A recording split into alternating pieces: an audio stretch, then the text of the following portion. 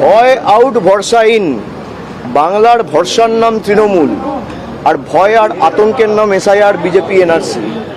যারা বলছে ভয় আউট ভরসা ইন, তাদের অধীনে যে কেন্দ্রীয় বাহিনী রয়েছে, যে সিআরপিএফ রয়েছে, আইটিবিপি রয়েছে, আধা সামরিক বাহিনী রয়েছে, তাদেরকে দিয়ে মহিলাদের উপর অত্যাচার করা হচ্ছে।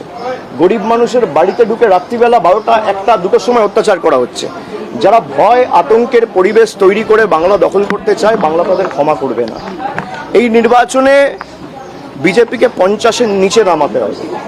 বিজেপি 50-এর উপর থাকলে, আগের বার 77টা সিট পেয়েছিল, কে চিকেন প্যাটিস আর কে এগরোল বিক্রি করবে এটা ঠিক করছে।